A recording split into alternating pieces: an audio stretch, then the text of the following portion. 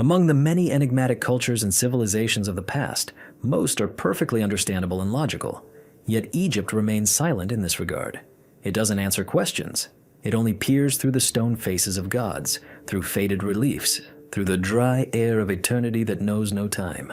Everything we call history crumbles here into dust and symbols. There are places where tours don't go. There are symbols that disappear from photographs. There are sarcophagi that refuse to open. Archaeologists lose their memories. Compasses spin. Sounds come from empty halls. These are not legends. They are facts, recorded, documented, and forgotten.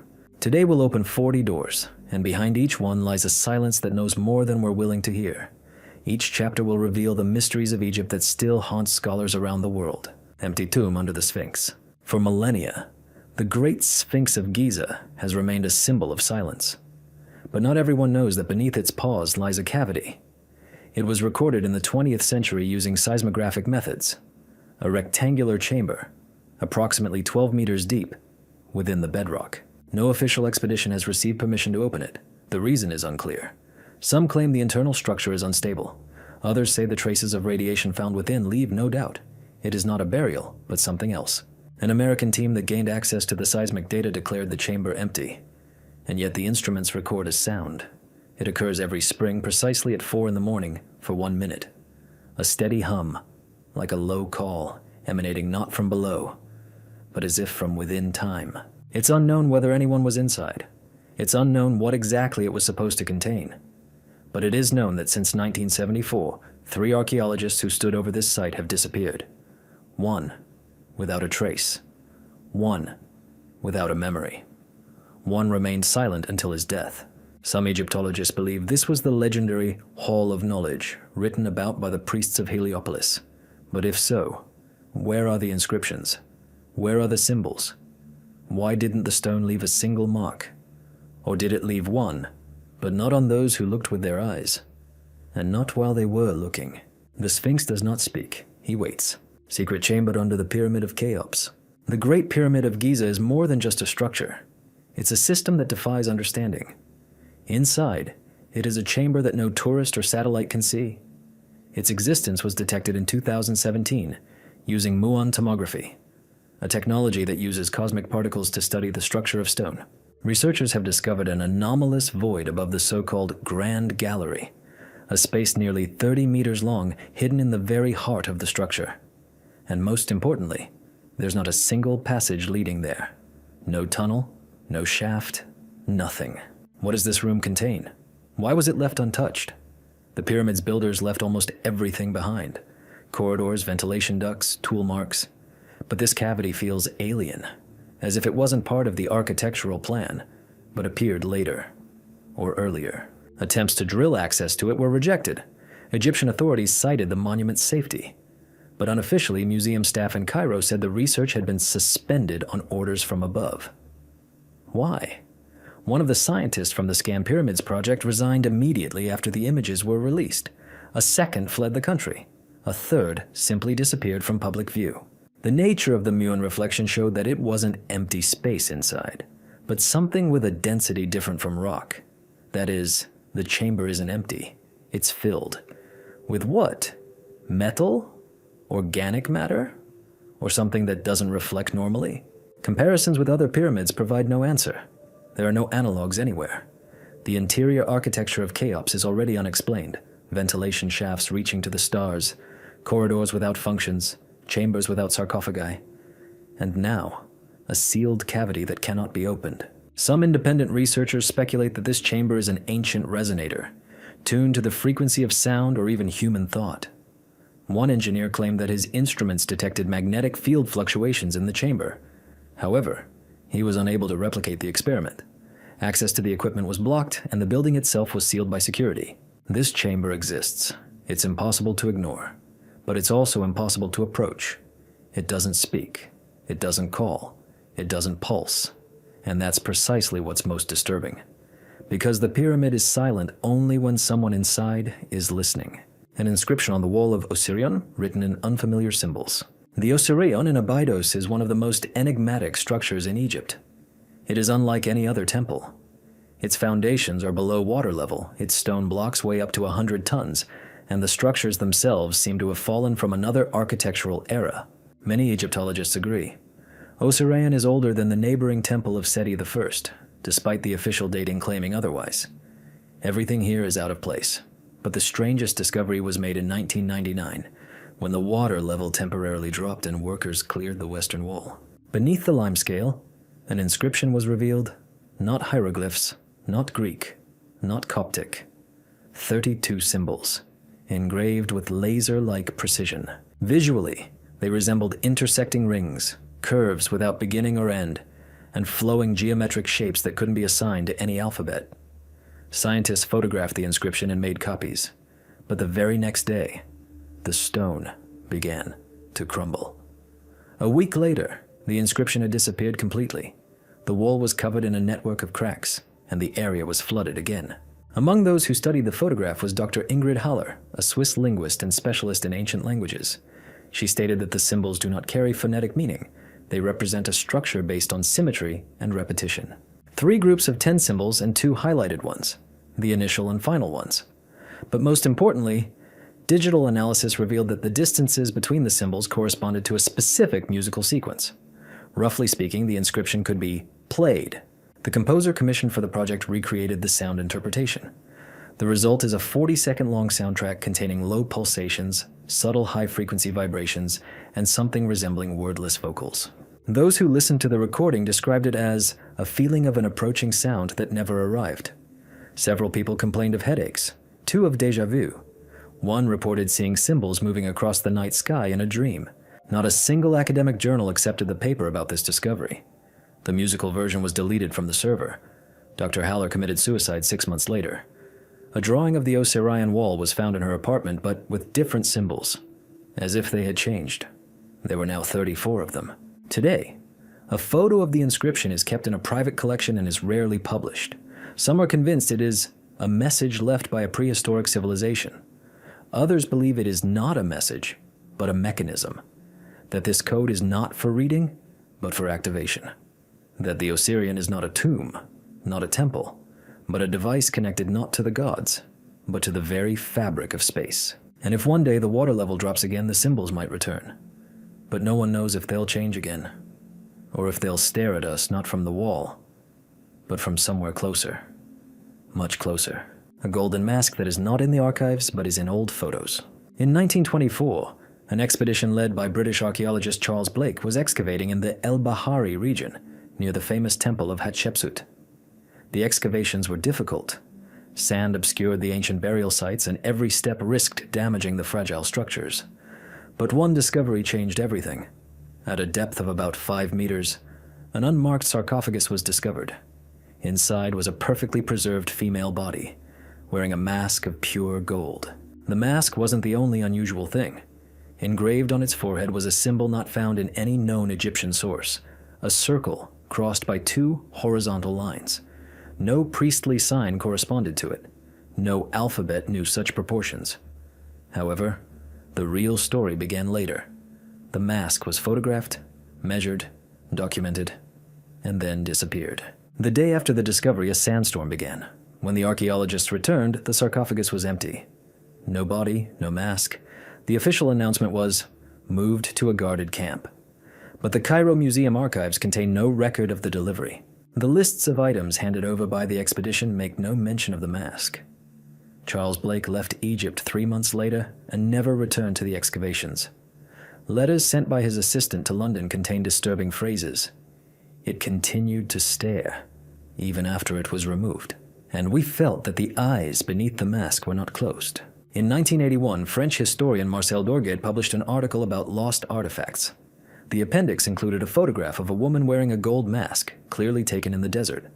It was the very same mask, but the photo was captioned, "Anonymous image, provenance unconfirmed." 3 months later, Marcel disappeared while traveling in Egypt. Today, the mask officially no longer exists.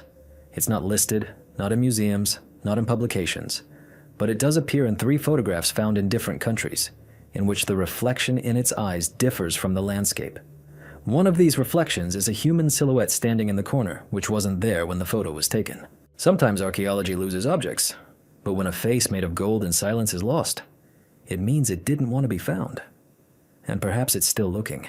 An underground river beneath Luxor that is not on the maps. In Luxor, beneath layers of temples, sand, and asphalt, lies something not mentioned in tourist brochures. In 2009, a team of geophysicists from Cairo University conducted a standard seismic survey in the area between the Karnak and Luxor temples. The goal was simple: to determine the rock density before construction of an underground tunnel. However, what the instruments recorded ruined all plans. At a depth of approximately 40 meters, in rock previously considered monolithic, a void was detected, a long curved cavity stretching almost 2 kilometers. The equipment captured movement within the void. The model showed a slow flow of liquid. In perfectly sealed conditions, a river. The official report was classified, but one of the students working with copies of the data published a visualization on a closed forum. He claimed that a heat tunnel exists beneath Luxor, with water temperatures 8 degrees higher than the surrounding environment. Reflectance spectrum analysis revealed an unusual composition of the fluid. It doesn't match either rainwater or groundwater in the region. It's as if this flow isn't related to surface hydrology at all. Local Copts say that a serpent sleeps in the earth beneath Luxor breathing water. This phrase is part of an ancient myth, recorded by Herodotus but considered an allegory. Now it's been remembered. In 2011, with political events distracting everyone's attention, drilling operations began secretly in Luxor.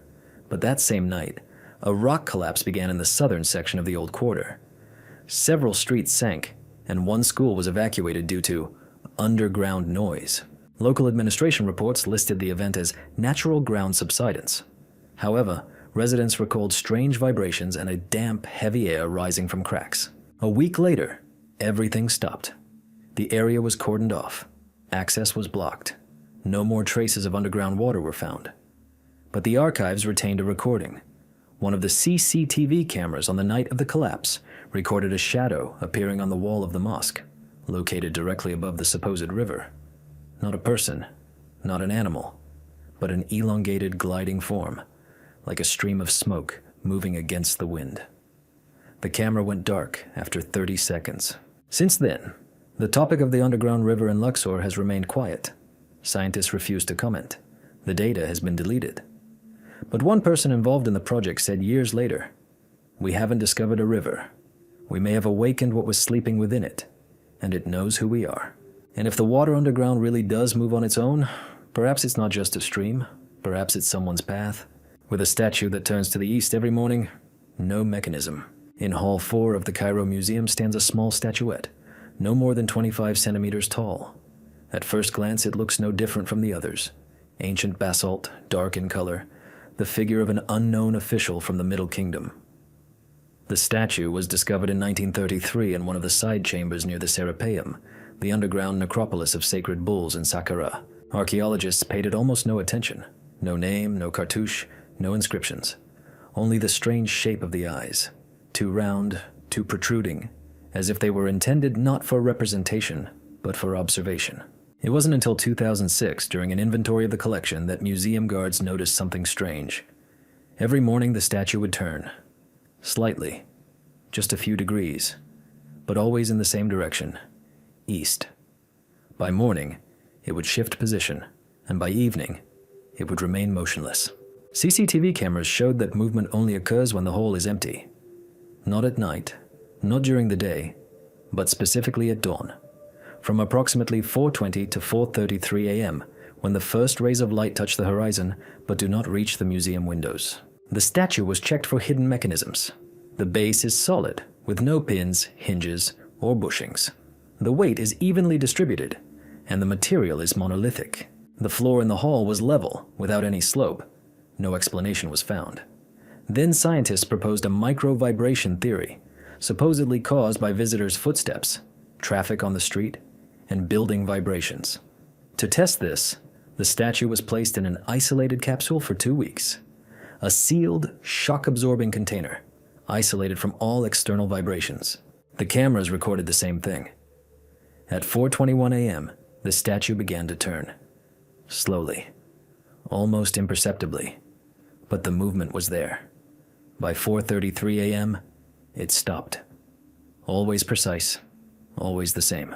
Following the publicity surrounding the incident, the statue was closed to the public. It was removed from the main hall, citing the need for restoration. But museum staff continue to report that those who approach it too closely later complain of ringing in the ears, nausea, and dreams featuring a stranger, a man with a smooth face and no eyes. These complaints came from different people at different times, but with the same details.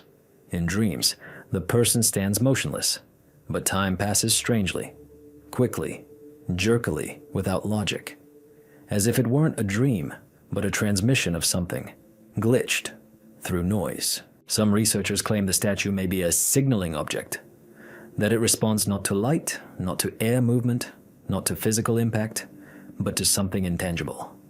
Perhaps to electromagnetic impulses emanating from deep processes within the earth, or perhaps to the activity of the pyramidal grid itself, as the ancients described it. But there's a more sinister hypothesis. It's mentioned in only one report kept in the museum's archives. It states that the shape of the pupils on the surface of the statue's eye socket matches the shape of an ancient symbol found in a chamber near the Osirian, a symbol that, according to legend, depicted not an eye, but a passage. And if the statue truly reacts, then perhaps it doesn't turn toward the light, but toward the one who is looking at that moment. After all, sometimes movements happen not because someone arrived, but because someone woke up.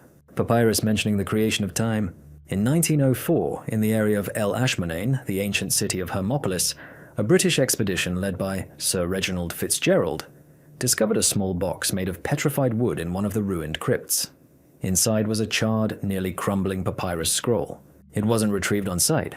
The box was sealed and sent to London, to the British Museum, where it lay in storage for over 50 years. It wasn't until 1963, thanks to advances in infrared spectroscopy, that the contents were partially deciphered without unrolling the scroll. The papyrus proved unique. It contained no prayers, lists, or names. It was a description, but not of lands, deities, or kings.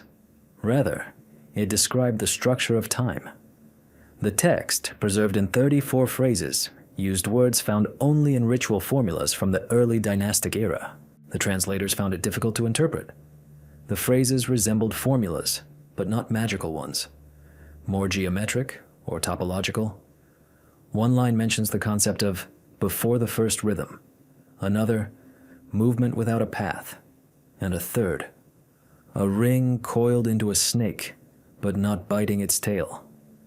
This is a reference not to the typical Ouroboros, but to its original form, a symbol of infinity before its unfolding. The most frightening thing was that, judging by the annotations of linguists, the text was not written to be read. It lacked introductory phrases, addresses, or ritual openings. The papyrus was created not as a message, but as an instruction manual.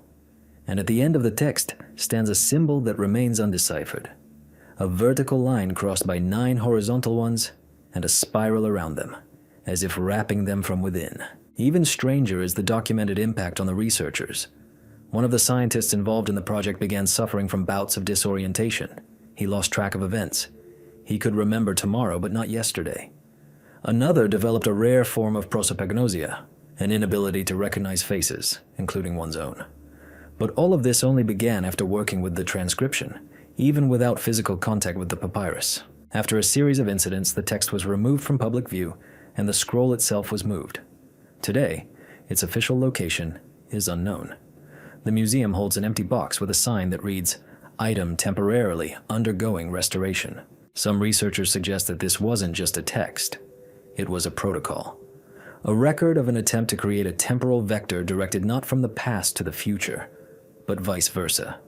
And if the structure of time was shifted even once, even within a single room, the consequences could remain in its field, in the memory of the walls, in the consciousness of those present. Papyrus hasn't disappeared. It may simply exist in a moment that hasn't yet arrived, or has already ended. But we are still in it, or are just entering it. A temple built backwards, and no one knows why. On the southern border of modern Egypt, almost on the edge of Sudan, stands a temple that has no name. It's not marked on maps, not included in tourist routes, and there are almost no references to it in archives. Locals simply call it the House in Reverse. Built of heavy sandstone, it features an inner courtyard, corridors, and 3 halls. At first glance, it looks no different from hundreds of other temples from the 19th dynasty. That is, until you step inside. The temple is designed backwards. And not in terms of its orientation toward the sun or the placement of the columns, but in the very logic of movement. All the architectural elements that were supposed to lead the viewer from the entrance to the sanctuary are designed in the opposite direction. The interweaving of colonnades and openings, which in traditional temples create the effect of immersion into the sacred space, here lead outward. Each room becomes less and less decorated as you move forward. Everything leads to emptiness. The final hall is bare, with uneven walls and no trace of an altar. No images, no inscriptions, no niches. Only a single flat stone in the center, on which lies a fragment of a sacrificial knife. It's rusted but polished, as if someone continued to touch it. When you try to enter the temple from the wrong side, through the supposed sanctuary, the architecture suddenly becomes logical.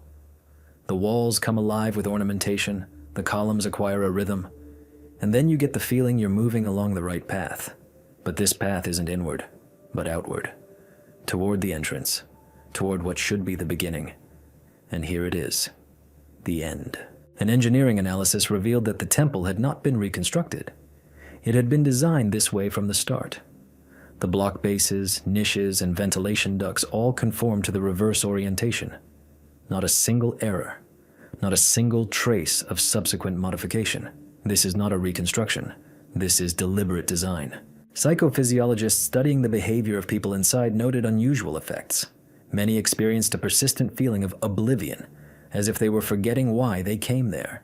Some began moving not forward, but backward, instinctively. One woman, a researcher, walked the entire route in reverse order, from the end to the entrance, and uttered a phrase that was recorded on a voice recorder. "Now he knows I'm here." She didn't remember saying it. She didn't specify who he was. There's a theory among esotericists that this temple isn't a sanctuary, but a trap, an architectural inversion, created not to connect with God, but to isolate oneself from something, or someone. And all that inner emptiness isn't an absence. It's a mask, because perhaps this place isn't for prayer, but for confinement, not of faith, but of consciousness. And he who has gone to the end no longer moves on. He remains, on the other side of the void. Black sarcophagi made of Aswan granite. Who made them? Deep within the Serapeum necropolis in Saqqara, among underground galleries hidden from daylight, stand sarcophagi that remain inexplicable. 24 gigantic boxes crafted from solid black Aswan granite. Each weighs over 70 tons. Their lids weigh 30 tons. Inside there is emptiness. No mummies, no shrouds, no artifacts. Only silence and perfectly polished walls. The problem isn't just size. Aswan granite is one of the hardest stones on the planet. Even with today's technology, processing it requires machines, diamond cutters, coolants, and precision lathes. But the surface of these sarcophagi is polished to a mirror finish. The margin of error is less than 2/10,000ths of a millimeter. This isn't just ancient technology. It's technology that's impossible to replicate even today without a colossal amount of effort. The official version claims that the sarcophagi served as burial chambers for sacred Apis bulls. However, not a single one of them contains remains. Not a single trace of organic matter. Not a single ritual inscription on the interior walls. This is an exception in Egypt, where even a clay vessel was accompanied by a name, a formula, a symbol. Here, there is a smooth, black silence. In 1993, Japanese research engineer Dr. Toru Yamaoka conducted acoustic tests inside one of the sarcophagi. He installed microphones and emitted a low-frequency sound. The result was unexpected. A resonance arose in response, inconsistent with the geometry of the interior space. The echo seemed to arrive with a delay, as if it were reflecting not off the granite walls but off something else. Dr. Yamaoka called this the reverse room effect, when the sound seems to return from a point outside the physical volume. After the publication of the data, access to the galleries was temporarily closed. A year later, they reopened, but the researcher never returned to Egypt. Unofficial reports indicate he abandoned his academic career. Some speculate that the sarcophagi aren't tombs, but containers, perhaps for storing something that wasn't supposed to be opened, or something that leaves no trace in material form. Another hypothesis is that they are resonators, structures tuned to a specific vibrational frequency, for communication, for activation, or for isolation. One Egyptologist who wished to remain anonymous claims that tiny metal inclusions, whose composition could not be determined, were found in one of the sarcophagus lids. A sample was sent for analysis. The results are classified. If these sarcophagi were made by humans, then they knew more than just geometry. They knew something about the structure of matter, sound, and emptiness. If not by humans, then by whom? And most importantly, why such a perfect form to contain emptiness? The temple disappears from the photo, leaving behind a desert. On the edge of the Arabian Desert, in the area of modern-day El Karga, there is a temple known only to local guides and a few researchers. It is not officially registered, is not listed in archaeological archives, and is unguarded. Built of sandstone, it's partially destroyed, but still stands. Above the entrance is a faded inscription. Inside are 4 columns and a stone basin with a crack filled with black sand. The air inside is heavy, viscous, as if motionless. Everything seems ordinary, until you pick up your camera. Any attempt to photograph the temple leads to the same result. The image shows only dunes, sand, emptiness. No walls, no columns. The people standing nearby are visible. Shadows, too. But the temple itself disappears. This isn't a lens error or a trick of the light. We've tried infrared filters, night photography, digital cameras, and analog film. The result is the same. It's not in the image. In 2008, a group of German researchers installed an automatic camera with a timer, set to take pictures every 10 minutes. The camera operated for 3 days. When the memory card was opened, the temple appeared in only 2 frames. The remaining images showed only a horizon of sand, even though the camera had not moved. GPS tracking pinpointed the exact location. There was no error. An experiment was undertaken. Signs were painted on the walls, objects were left in front of the entrance, and flags were placed. In the photographs, everything disappeared along with the temple. Only for the 2 minutes it appeared was everything visible. And those 2 minutes coincided with sunrise, when the sun's rays touched the horizon at an angle of exactly 32 degrees. Afterward, shadow and emptiness. Some believe the temple doesn't exist permanently. It appears and disappears, shifted relative to our reality, not physically, but energetically. It seems to exist in a spatial interval accessible only at a certain time, under certain conditions, possibly dependent not only on the light but also on the observer. Locals believe the temple sees those who photograph it, that it appears only to those who are ready, and disappears forever before those who ask the wrong question. Once, a guide named Khalil said something that was later recorded. It doesn't like to be recognized, but if it appears in a photograph, it means you won't disappear either. After this, he went into the desert and never returned. The temple shots are 2 frames, black and white, grainy. But if you zoom in on one of them, you can see. A figure is carved into the wall in the background, in profile, and the face on it, not Egyptian, not human.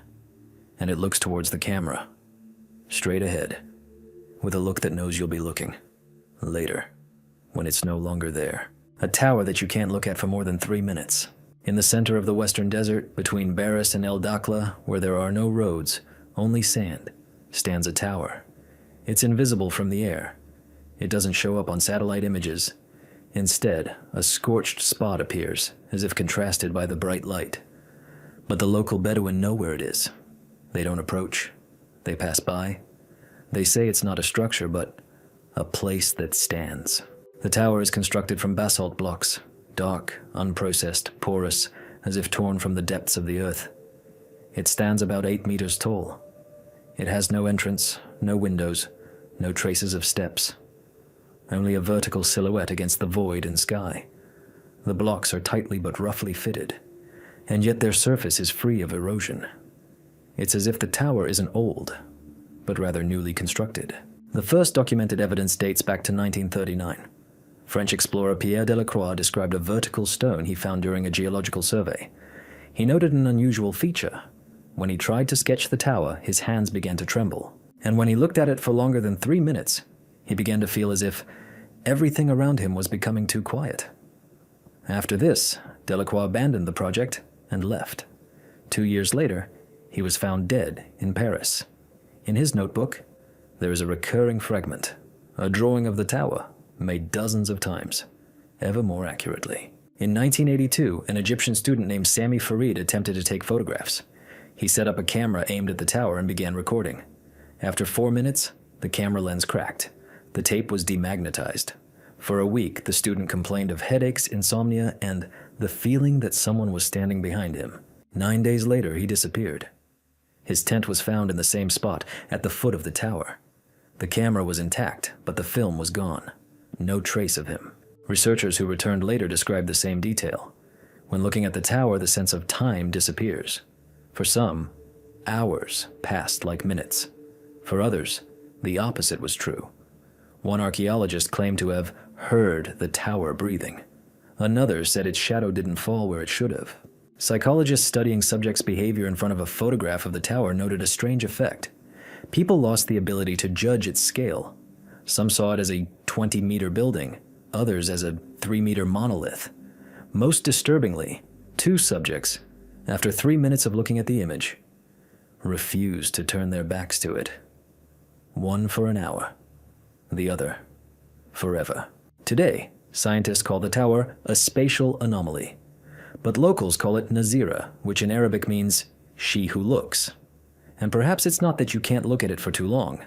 It's that over time, it starts looking at you. Mummified animals with unknown DNA structures. In the Saqqara dungeons, at a depth of over 20 meters, lie kilometers of ancient catacombs, known as the Anubian tunnels. Thousands of mummified animals are found here. Ibises, cats, jackals, crocodiles, monkeys. They are carefully arranged in niches, sealed in boxes and wrapped in cloth. Most of them are offerings to the gods, ritual sacrifices known to archaeologists since the 19th century. However, in 2010, a French scientific team from Lyon discovered something that defies classification. In one of the far chambers behind collapsed masonry, they found a blackwood box covered in layers of salt and resin. Inside were 2 mummies. They looked like predators. 4 legs, an elongated skull, and a short neck. The thick fur was preserved in fragments. But the strangest thing was that none of the participants could accurately identify the animal. Not a jackal, not a hyena, not a wolf. The legs were too long, the claws curved at an unnatural angle, and the skull seemed flattened from the side, with a forked eye socket. The remains were delivered to a laboratory at Cairo University. Initial DNA analysis yielded alarming results. The fragments did not match any known species. Moreover, the nucleotide sequence in some sections did not fit terrestrial biological patterns at all. Roughly speaking, the structure looked as if it had been assembled by hand or deliberately engineered. The mutation rate exceeded acceptable limits. One biologist suggested it was the result of deep-seated radiation, but not the slightest background radiation was detected in the tunnels. Others proposed the theory of a lost subspecies. However, the resemblance to several terrestrial animals was fragmentary, as if these creatures were copies assembled from memory, or from an image. X-rays revealed that the mummy's bones were hollow, but not like those of birds.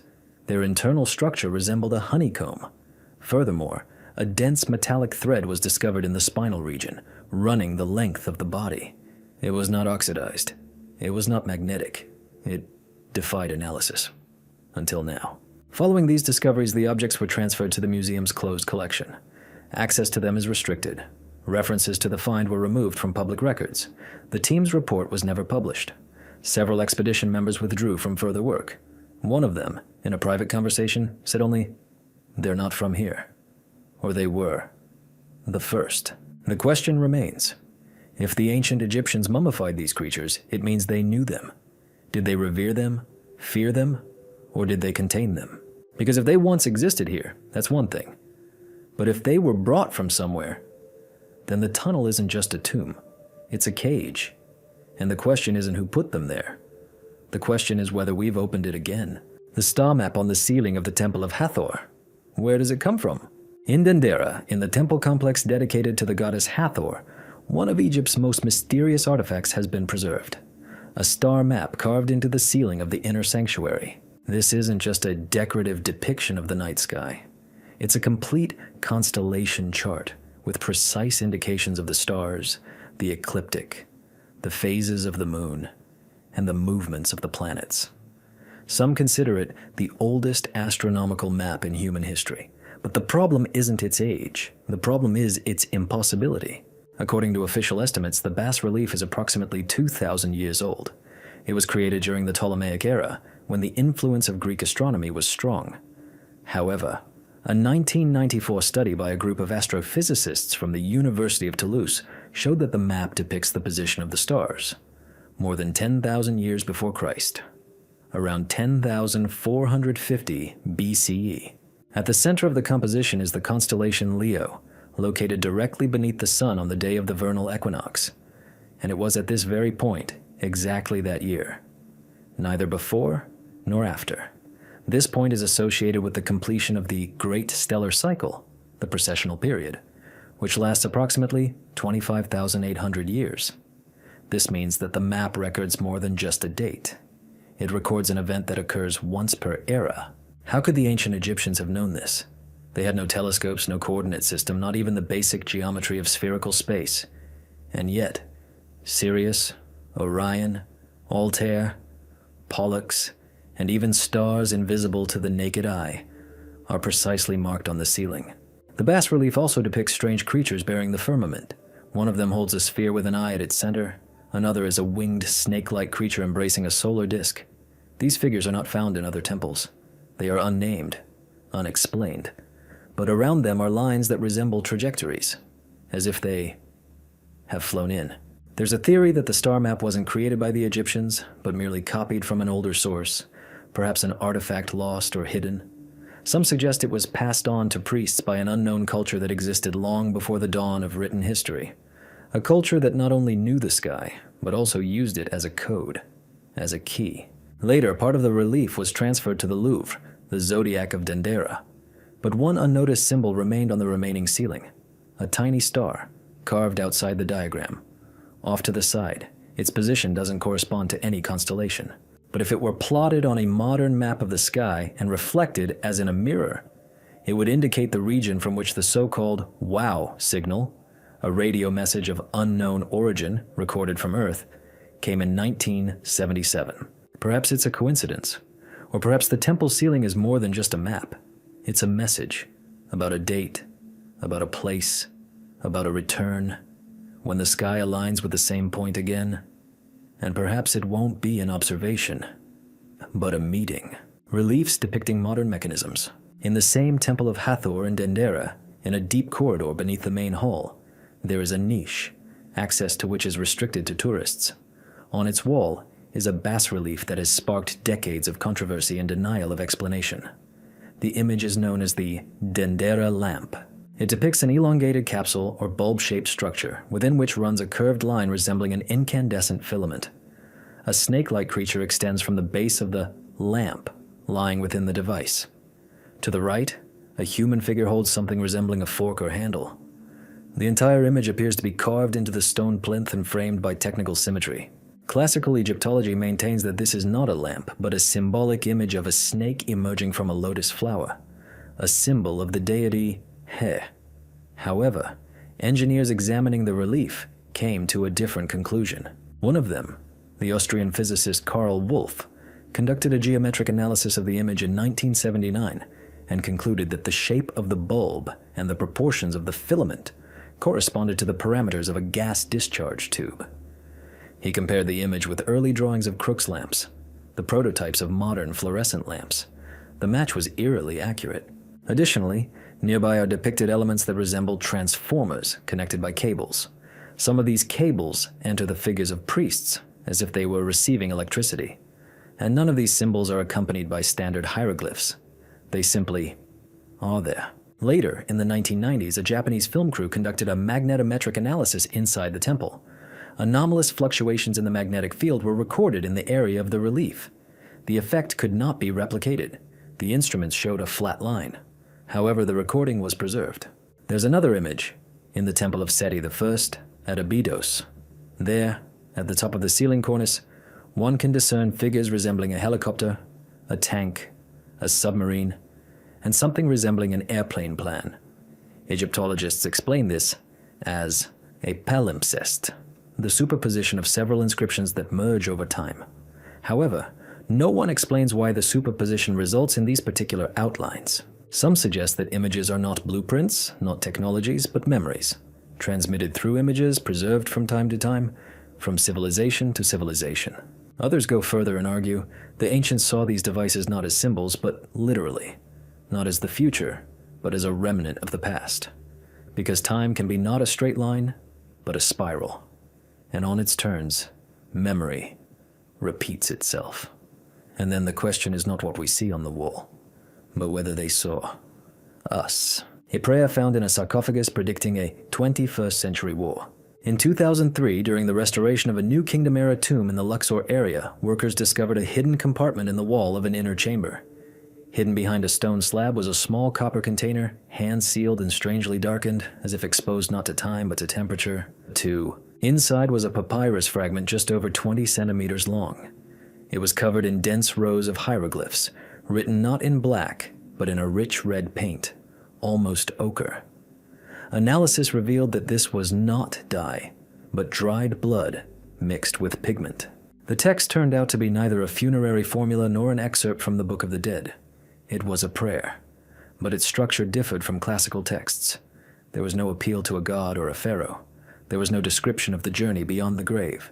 The text mentioned events set in a time significantly beyond the era in which it was written. The most striking phrase is the one that states, "When 33 times 40 moons have passed, the fire of man will rise above the two towers, and then the countdown to the desert of ashes will begin." The decipherment yielded a precise value, 1,320 lunar months, which is approximately 110 years. Since the tomb's owner died around 1901 BC, this date pointed to the 21st century. Some researchers have linked this passage to the events of September 11, 2001. The mention of two towers, fire, and the subsequent period of desert of ashes is perceived as a description of the global conflict engulfing the Middle East and its aftermath. Another passage speaks of a bird of iron bringing fear, and of children of the West covering their faces in a house of sand. These words are remarkably similar to modern military realities: airstrikes, protective masks, conflicts in desert regions. But all of this is recorded within the structure of ancient Egyptian poetics, as part of a ritual sequence, as if the author were not describing it but memorizing it. The papyrus was transferred to a restricted section of the Egyptian Museum. The scholarly publication was published in a limited edition and was withdrawn 3 weeks later. One of the linguists involved in deciphering it claimed that the prayer was not a request, but a warning. She wasn't asking for protection, but rather recording the course of the future. The style of the text suggested that this wasn't a prophecy, but a repetition, a cycle that had already occurred before. Later, during a second infrared scan of the sarcophagus, additional symbols were discovered on the inside of the lid. They are invisible to the naked eye and were not applied with paint, but rather by incising the stone's structure, as if the stone had been burned from the inside in precise spots, following a specific pattern. These symbols have not yet been deciphered, but their structure resembles binary code. When the prayer structure was fed into a simulator of ancient Egyptian poetry, the system discovered that the rhythm of the text perfectly matched the sequence of Morse code signals. This was no coincidence. The text seemed primed for transmission, through sound, through light, through any medium. And if this is truly true, then the author not only knew the future, he knew how to ensure it would not be forgotten. A tomb where the temperature remains constant for thousands of years. In the desert near Aswan, off the beaten track, in the rocky ridge of Jebel El Silsila, a tomb was discovered in 1958 that did not attract much attention. The report in the archives was brief: a solitary confinement cell, no inscriptions, no ritual objects, an empty sarcophagus. But decades later, in 2012, a group of independent researchers decided to re-examine the forgotten objects. What they discovered defied explanation. The temperature inside the tomb was absolutely stable, 23.4 degrees Celsius, regardless of time of day, season, or climate. While the surrounding stone heats up to 45 degrees Celsius during the day and drops below 10 degrees Celsius at night, the temperature inside is consistently warm, like a closed room with climate control. Only there's no climate control. Dozens of measurements were taken, using laser thermometers, infrared sensors, and thermal imagers. All confirmed the same thing. The temperature inside the tomb is not just stable, it doesn't fluctuate even by 1/10 of a degree. Furthermore, No ventilation shafts, hidden cavities, or signs of insulation were found. The walls are bare sandstone. The ceiling is monolithic. The entrance is standard, not sealed. Inside the tomb, there's no wind, no echo, and according to the expedition members, sound seems to be absorbed. The ordinary rustling of clothing or footsteps sounds dull and muffled, as if the space itself refuses to be heard. Physicists proposed a hypothesis. Perhaps the tomb is located above an underground geothermal anomaly. But thermal scanning revealed only stone beneath it, no heat sources. And most importantly, the temperature inside the tomb matches that of a comfortable human body. This isn't just stability, it's purposeful. In the center of the room stands a sarcophagus. It is empty. There are no signs of burial. However, an engraving barely visible in normal light was discovered on the inside of the lid. The symbol resembles a handprint. It's not engraved, but rather burned from the inside. Analysis revealed that the stone's structure in this area is fused at the microcrystal level, as if exposed to high-frequency radiation. The technology for this didn't exist in ancient times. One of the researchers spent 45 minutes alone inside. Afterward, he reported feeling as if someone was breathing nearby. Later, when reviewing the audio recording, a background sound was detected, a steady one with a frequency of about 6 Hertz. This frequency matches the waves that occur in the brain during deep trance and meditation. Today, access to the tomb is restricted. The official reason is soil instability. But employees who have been inside still can't explain the most important thing. Why doesn't the temperature change when everything around it is in perpetual motion? There's no answer. But perhaps the chamber wasn't designed to hold a body. It was designed for someone to return to when the right temperature was reached. It's the same thing, always, as an entry point, or a point of return. A stone that evaporates moisture around itself, even in the desert. In the desert area between Hurghada and El Minya, a strange fragment of black stone was discovered in the mid-20th century. It wasn't part of the ruins, wasn't part of a burial site, and didn't match the typical geology of the region. The stone was found on the surface, a funnel-shaped depression, like the mark of a fall, and in its center lay a block weighing about 50 kilograms, with a perfectly smooth surface reminiscent of polished obsidian, but with a matte sheen, devoid of reflections. Workers found it, and several hours after removing it from the site, they noticed something inexplicable. The moisture around the stone disappeared, completely. The sand, usually dense and with a characteristic degree of moisture at depth, became dry several meters deep. In the bottles left nearby, the water evaporated faster than usual, not through the open necks, but even in the sealed containers. Air humidity near the site was measured with instruments and consistently dropped to 0, in conditions where the general value in the desert is usually between 20 and 30%. The stone was delivered to a laboratory at the Cairo Geological Institute. Tests revealed that its mineralogical composition did not match known Egyptian rocks. Furthermore, the internal structure of the crystals indicated extremely high pressure and temperature during formation, conditions that cannot exist in any natural process on the Earth's surface. But most importantly, the evaporation effect was preserved. The stone pulled moisture from the air and any objects within a radius of approximately 1.5 meters. It was placed in an isolated chamber with a controlled microclimate. After 8 hours, the humidity inside dropped to absolute 0. At the same time, irregularities in the instrument behavior began to be detected. Clocks became out of sync, digital displays flickered, and the temperature fluctuated despite the absence of external influences. The stone was later sent to Europe, according to unofficial reports, to CERN. Since then, it has not been reported in any scientific publications. Only the journal of one technician from the Egyptian laboratory remains. In it, in addition to his measurements, he wrote, "When you're near it for a long time, your tongue starts to dry out, as if there's not enough saliva, and your eyes feel like dust, even if you close them." Another entry contains a disturbing remark. "I've started having dreams in which I find myself in a series of windowless rooms, and in each one, there's a black object, like this stone, but it's not lying down. It's standing." Some speculate that it's a meteorite fragment. Others believe it's part of an ancient device designed to create a localized dry space. Still others are certain the object was created not for storage or measurement, but for removal. Not water, but life. Since the human body is 80% water, perhaps the stone isn't evaporating, but reverse extracting. not destroying the form but drying out the essence. And if left nearby long enough, only a shadow will remain. No trace, no cry, just a dry imprint on the stone. An inverted hieroglyph in the heart of the Valley of the Kings. One of the little-known tombs in the Valley of the Kings, designated KB32, contains a tomb long considered unfinished. Its architecture differs from most royal burials. The corridor slopes upward at an angle rather than downward. The chambers are arranged crosswise rather than in a row, and the walls are virtually devoid of paintings. Almost. Except for one. In the far room, a single hieroglyph is carved into a smooth wall. It seems to hang in the void, without text, without context, without a frame. It's the jet symbol, a pillar signifying stability, eternity, the persistence of time. But it's inverted, not mirrored, as was sometimes done in magical formulas. Specifically, it's geometrically inverted, upside down. This variant has never been encountered before. Egyptian tradition strictly adhered to the direction of writing. Any deviation had either a sacred or ritual purpose. But here there is no formula. One symbol, in the void, inverted.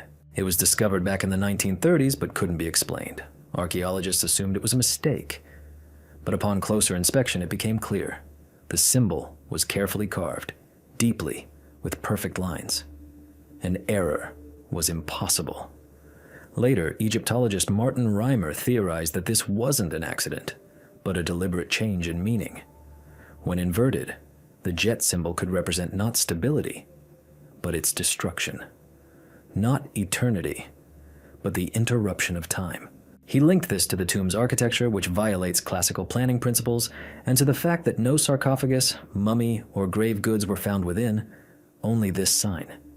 As if the entire structure were not a tomb, but a portal, a place where time was meant to be stopped, or reversed. In 2008, a research team installed sensitive accelerometers and magnetometers in the chamber. For 2 weeks, stable fluctuations in the magnetic field were recorded, as if the space in the chamber were breathing. One day, the instruments detected a surge when a beam of sunlight penetrated a crack in the ceiling and hit the wall. The beam lasted less than 5 minutes, but when it hit the hieroglyph, the field disappeared. It then returned. Today, the tomb is closed to visitors. Unofficially, it's closed due to the risk of collapse. But employees who worked inside have reported that, after spending long periods in the chamber, time begins to falter. Clocks stop, footsteps sound delayed, and breathing seems to have a different rhythm. One person described the sensation. You're moving, but the world around you is standing still. Or conversely, you're frozen, but everything moves on. This hieroglyph is perhaps the only one in Egypt that doesn't convey meaning, but rather cancels it. It doesn't speak of eternity. It erases it. The shadow of the obelisk points not to the north, but to the void. On a plateau near ancient Heliopolis, once the main center of the solar cult of Ra, stands a lone obelisk. It's damaged, broken off near the top, but still rises nearly 15 meters, sunk vertically into the ground. Its age is estimated at more than 3,500 years. But despite its destruction, it possesses a peculiarity that no one can explain. Its shadow defies the laws of astronomy. The first to notice this was surveying engineer Elias Nasser in 1991. While taking measurements, he noticed that at midday, the obelisk's shadow deviated from true north not by the expected few degrees, but by almost 40. It pointed not toward the Earth's magnetic field, not along the axis of rotation, not toward the sun. It pointed into nothingness, where, by all calculations, there was nothing. On-site testing of the compasses revealed stable operation. Astronomical instruments showed no anomalies. However, if you track the shadow over days and seasons, it doesn't follow an arc, as happens with any vertical object. Its trajectory is compressed, twisted, and blurred on certain days, especially on the vernal equinox. Then the shadow wanders for several minutes, as if unable to find a stable projection. In 2005, a group of Belgian scientists installed a laser projector to record the direction of a shadow with maximum precision. The result was paradoxical. The beam didn't exactly line up with the shadow. The difference was several centimeters, and it changed every second, as if the shadow itself were pulsating, living a life of its own. Later, the researchers tried to trace the shadow line in a digital model. It crossed the desert, passed over rocky ridges, and eventually reached an unmarked point in the Nubian desert. There was nothing there. No buildings, no archaeological sites, no natural anomalies. Only sand. But infrared imaging revealed a deep cavity beneath the surface. It had an unknown shape and was surrounded by a dense layer of rock. No excavations were conducted there. No researchers ever reached the site. They either abandoned it or never returned. On the surface of the obelisk at its base is an inscription partially erased which translates as, "Follow that which leaves no trace." Egyptologists believe this is a poetic image. However, physicists who have studied the phenomenon believe otherwise. If the shadow doesn't point north, doesn't follow the sun, and doesn't match the object's geometry, it's not being created by light, but by another source, perhaps a gravitational distortion, or a field we can't see. The obelisk doesn't just cast a shadow. It's connected to a point outside our space, and the shadow isn't a projection. It's a pointer, to a place where there is no time, no light, no matter, only a direction. And one day, perhaps, someone will follow it to its end. A jade-walled chamber beneath the Temple of Karnak. In 2001, during restoration work in the eastern part of the Karnak temple complex, a team of engineers noticed an unusual depression beneath one of the slabs. Beneath a layer of limestone lay a completely sealed cavity. When the workers removed the slabs, they discovered a descent, a narrow shaft-like passage descending approximately 6 meters. Below was an irregularly oval-shaped chamber, not visible on any plans. It was the walls of this chamber that were the source of shock. They were lined with slabs of jade, neither decorated nor inlaid, but completely covered with smooth, tightly fitted layers of green, translucent stone. Each plate was no more than 3 centimeters thick, but they formed a continuous covering from floor to ceiling. Jade was not used as a building material in Egypt, and no similar structure had been discovered before. The seams between the plates were no thicker than a hair. The adhesive, if present, defied analysis. It didn't react to acids, didn't melt, and didn't evaporate when heated to 800 degrees Celsius. But even stranger was the air itself in the chamber. It was cold. At a depth where heat would normally be detected, the temperature was exactly 15 degrees. Furthermore, the sensors detected a slight vibration in the walls, barely perceptible, about 1 vibration per second. The stone walls seemed to pulse. Sound within was muffled. Voices echoed as if reflected from a space deeper than the chamber's dimensions allowed. There was a pedestal on the floor, smooth, gray, and of unidentifiable composition. On it was a trace of an object, a circular imprint with a hollow in the center, as if a ball had lain there. But the object itself was missing. 3 days after the opening, the room was closed again. The official explanation was structural instability. Excavation documents are classified. Several people working on the site later complained of constant ringing in the ears, headaches, and a feeling of dense silence. One engineer reported seeing a green light with his eyes closed, emanating not from outside, but from within his skull. According to unofficial data, the jade slabs possessed a weak electrical charge, approximately 0.7 volts per square meter. This is negligible, but impossible for a stone.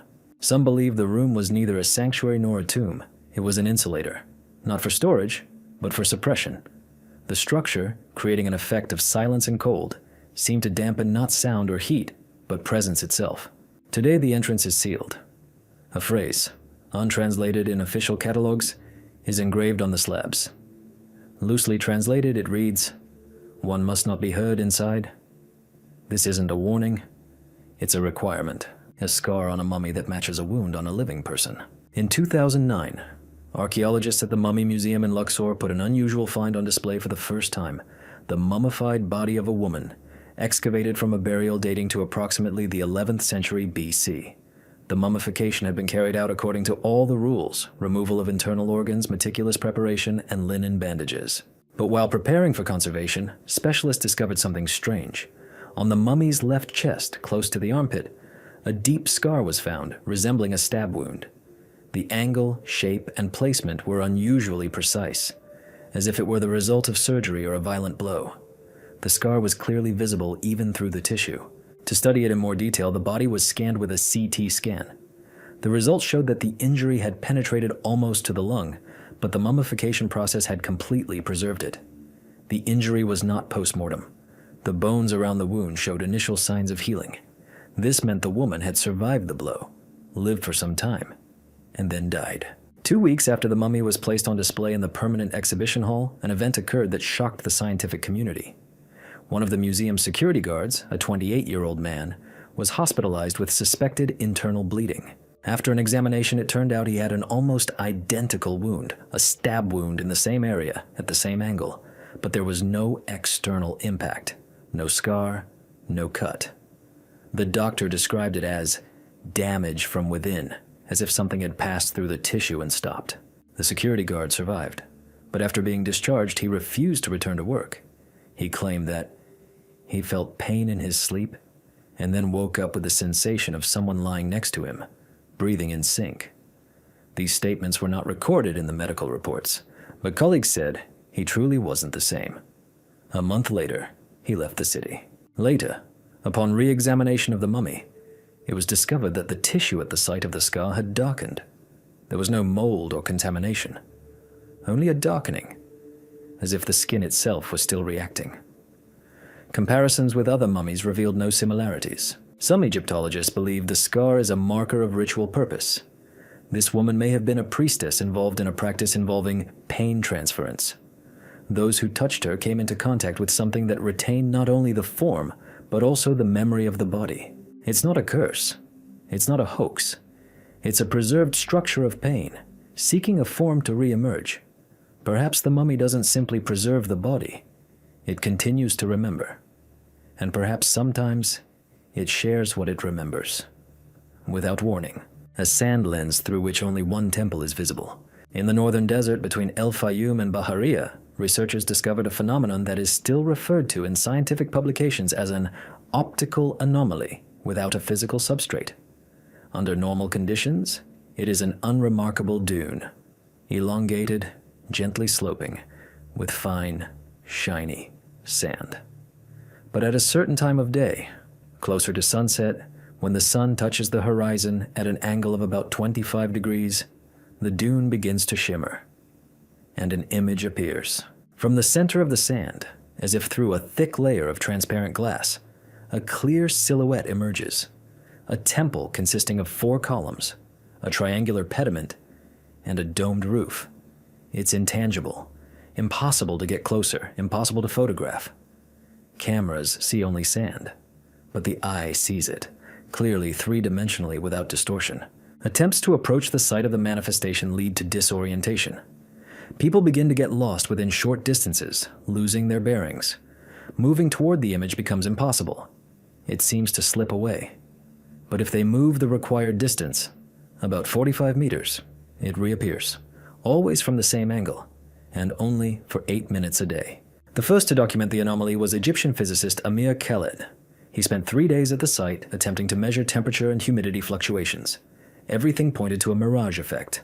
However, the air temperature during this period did not maintain the required gradient. Moreover, mirages are always distorted, doubled, and fluctuating. Here, there was complete stability. At the same time, archival images from reconnaissance satellites were studied. One of them, taken in 1976, captured a faint reflection, the outline of a structure precisely matching the contours of the temple.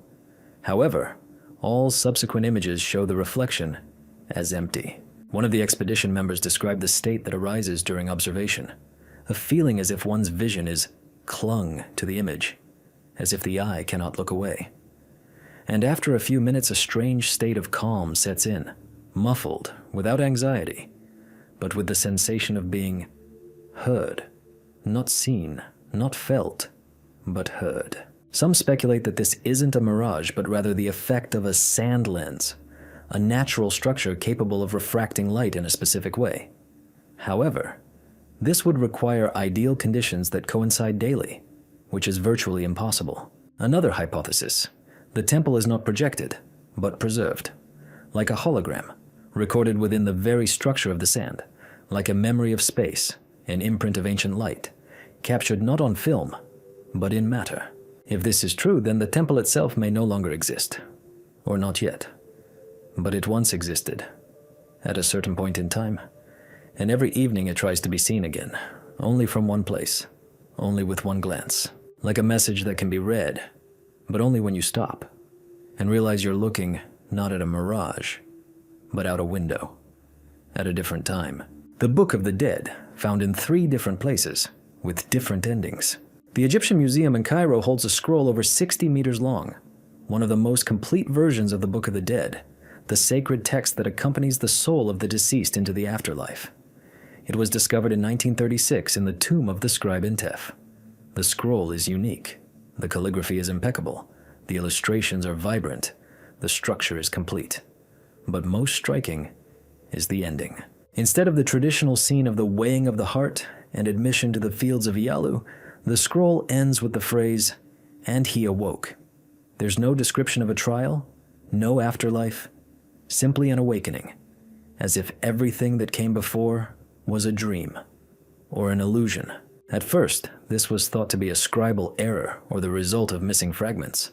But 20 years later, a second scroll was found in a temple in Abydos, almost identical in content, design, and even size.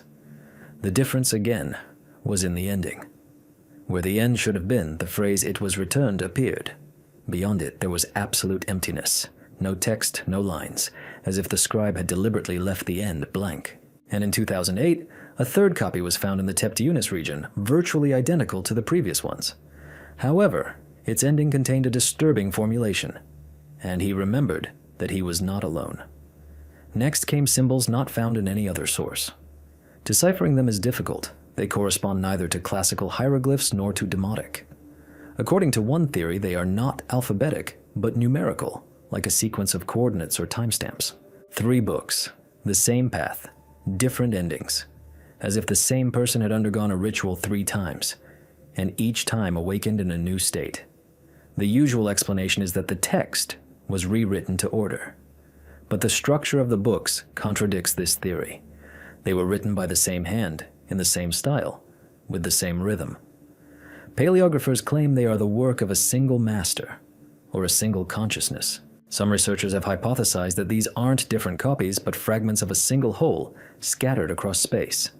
That each version is a layer, and together they form not a story of an afterlife, but a mechanism. A code in which different endings create not a choice, but a cycle. Today, the scrolls are kept separately, but everyone who has studied them simultaneously notes one thing. When reading the final lines, one feels as if someone is watching, not the text, but the reader. And at that moment, a strange tension arises, as if the ending of the book hasn't been written because it's waiting for you to finish reading and decide whether to wake up or be brought back, or remember that you're not alone, and that someone has already read it before you and made a choice. From the steps that lead down, but you can't go down them twice. The Temple of Montu in Todd, one of Upper Egypt's little-known sanctuaries, conceals a staircase known to only a few researchers. It lies behind the inner altar, behind a hingeless door that can only be opened from the inside. The steps, carved directly into the limestone, are narrow, without railings, and covered in time-polished stone. It appears to be a typical descent to the lower chambers of the temple, like hundreds of others. But this staircase has a peculiarity that cannot be explained.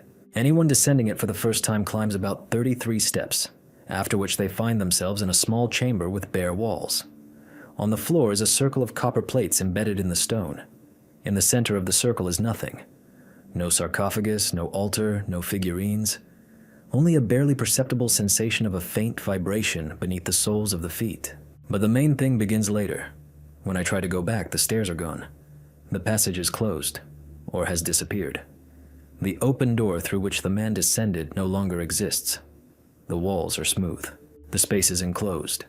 Those who have been inside claim that after some time another exit appears, a small opening leading outside, but on the other side of the temple. No one has died. No one has disappeared forever.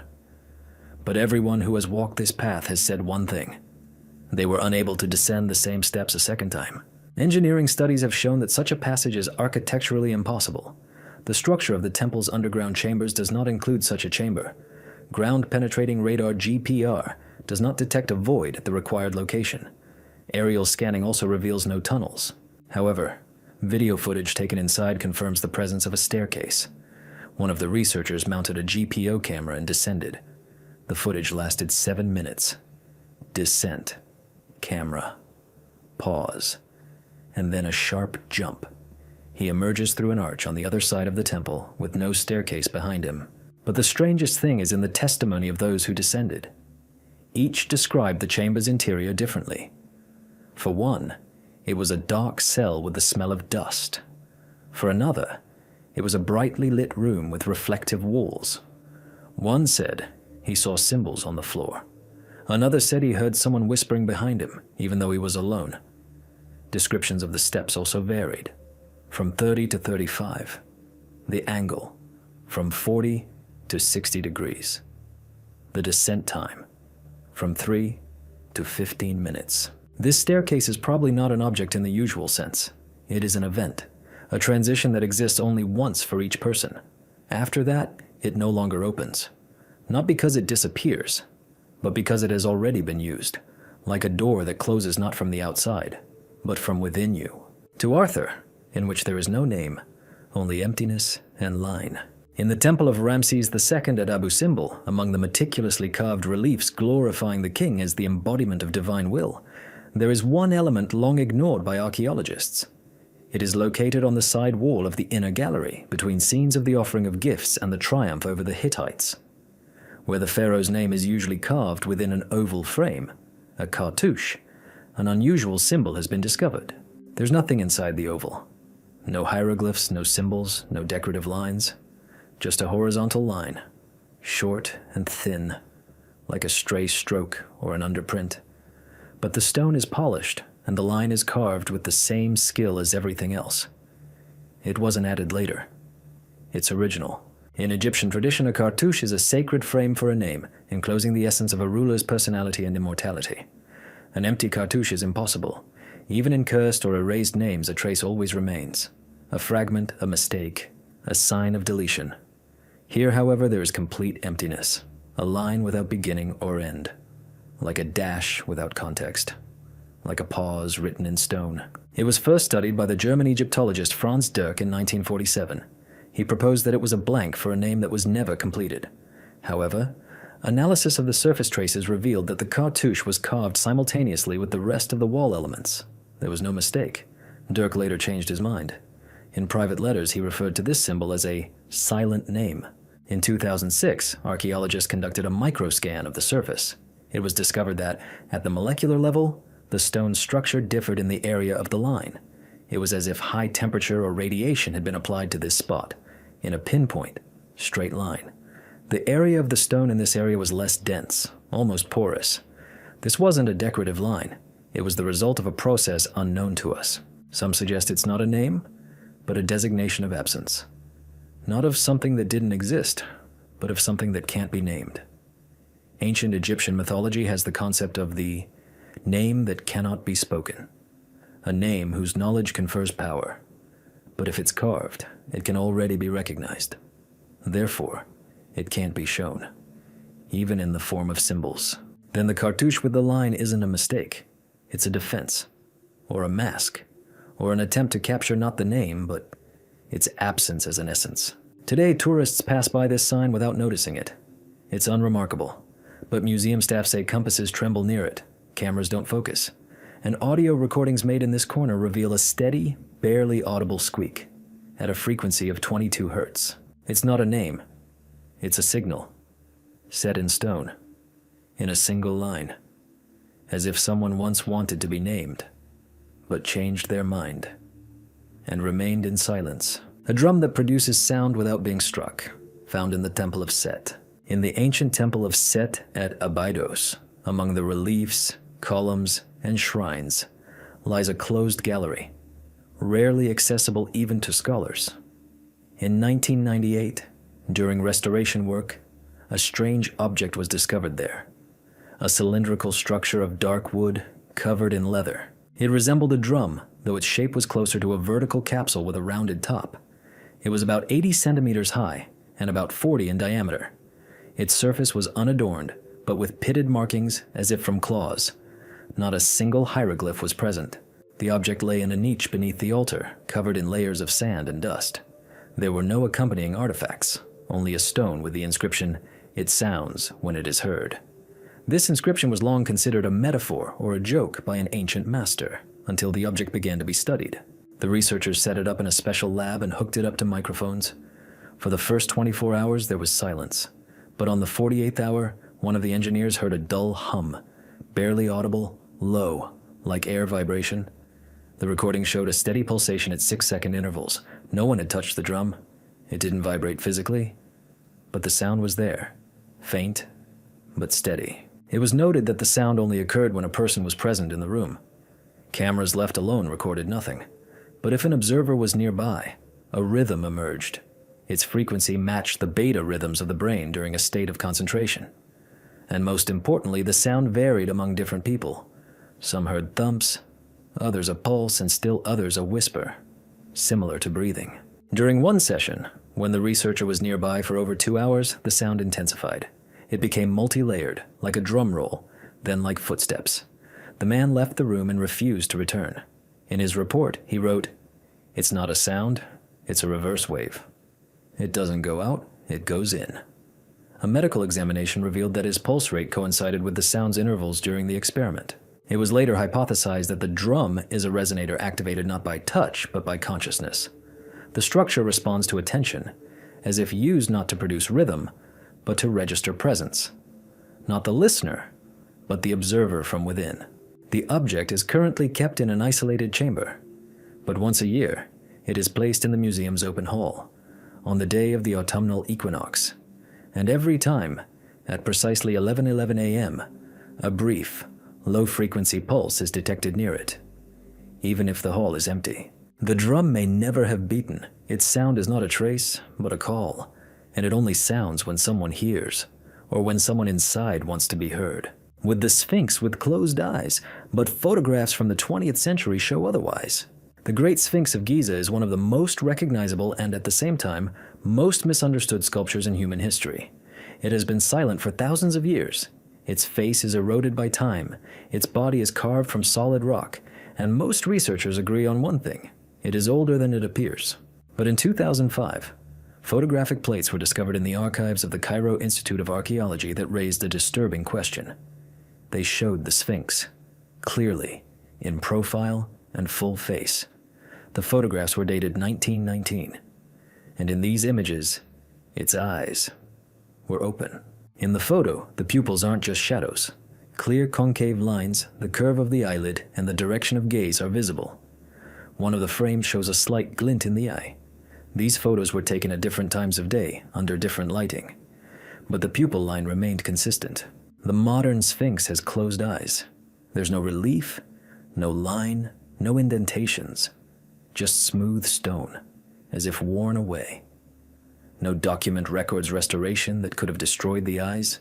No expedition has reported the destruction of facial features, especially such precise ones. 20th century photographs with modern ones.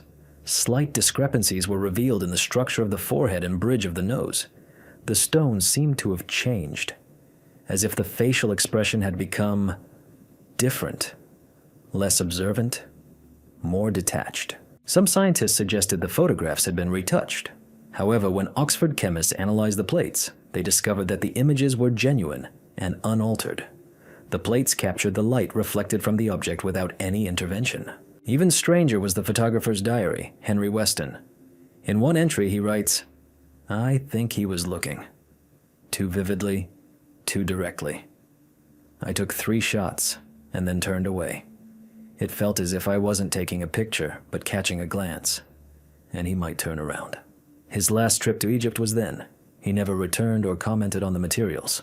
Later, a copy of one of the photographs was found in the archive, printed on paper and faded with time. If you hold it up to the light, the line of the eye is still visible, but at a certain angle, it disappears, as if it only appears at the moment of capture, only when you look at it. Some believe the Sphinx watches only when no one is watching, that its gaze isn't carved but dormant, or hidden for the time being, and that its eyes aren't artistic details, but mechanisms. And if they were ever open, it means something was awakened. Perhaps that's why they're closed now, not by time, not by the wind, but on purpose, to avoid looking again, or to avoid being seen. an amulet that causes the same dream in all owners. In 2007, an artifact whose origin remained unclear appeared in a private collection of antique jewelry in Cairo. It was a small amulet made of lapis lazuli, a blue stone with golden veins, oval in shape, and engraved with a symbol resembling an eye, but without the pupil. In the center is a horizontal line, surrounded by a ring from which rays radiate. The symbol has not been identified as an Egyptian hieroglyph. However, the shape of the piece and the technique of execution indicate an ancient Egyptian origin, circa 14th century BC. The collector who received the artifact wore it around his neck for several days. On the fourth night, he had a strange dream. He stood on a high slope, surrounded by desert, looking up at the sky, where a dark spiral swirled. He awoke with a feeling of unease and, for the first time in his life, with a bloody nose. The artifact was passed on to another owner. A week later, he described a nearly identical dream. A slope, a desert, a spiral in the sky. Only in his version, the ground beneath his feet trembled and outstretched arms protruded from the sand, as if trying to grasp the air. He woke up in a panic with severe tachycardia. This went on for several years. The amulet passed from hand to hand, by chance, through sales, barter, and gifts. But each time its new owner, 4 to 6 nights later, reported the same dream. The landscape might vary in detail, but 3 elements were always present: a desert, a slope, and a black spiral in the sky. Some dreamed of a voice uttering incomprehensible words. Others had the feeling of someone watching from under the sand. One of the owners, a psychologist by profession, conducted an experiment. He gave the amulet to 3 subjects without telling them the story. All 3 began experiencing nightmares a week later. 2 described the same scenario. The third withdrew and refused to talk. Magnetic resonance imaging revealed that the amulet contains ferromagnetic inclusions, which are not typical of lapis lazuli. The stone reacts to electromagnetic fields, accumulating a charge. Research has shown that when a weak current flows through the circuit to which the amulet is connected, it pulsates at a frequency close to delta waves in the brain, the waves active during sleep. Today, the amulet is kept in a closed section of the Institute of Sleep and Neurophysiology in Paris. It is not worn, but even in its sealed container, anomalies are recorded nearby. Disruptions in schedules, abnormal rhythms, and employee complaints of insomnia. One security guard, unaware of its contents, wrote in a report, "I didn't sleep all night. I kept feeling like I was dreaming of a slope and standing on it while someone below counted slowly, out loud." The amulet is most likely not cursed. It carries a signal, a memory, or a command. Perhaps it is an artifact that activates something long recorded within a person. And every dream is not a symbol, but a fragment of a single dream about something that was or will be. A room where one cannot remain silent. In 2010, while exploring a closed-out building at the Temple of Hatshepsut in Deir el-Bahari, a narrow passage room was discovered, windowless, unadorned, with a single entrance. Its walls were smooth, unmarked, and covered with a thick layer of lime. It seemed as if it had never been used. But the strange thing was something else. Anyone who stayed inside for more than a minute without speaking began to experience increasing pressure in their head, intense anxiety, and a feeling as if the walls were closing in. At first, this was attributed to claustrophobia. However, the effect occurred even in those who didn't suffer from confined spaces. Archaeologists decided to install audio sensors. During the initial stage, in complete silence, the equipment detected a faint increase in low-frequency waves, approximately 10 Hz. After 45 seconds, the frequency began to fluctuate. After 90, a standing wave arose reminiscent of a roar, not loud but dense and oppressive, as if the air inside became heavy. When people started talking in the room, even whispering, the effect disappeared. The waves subsided and the blood pressure returned to normal.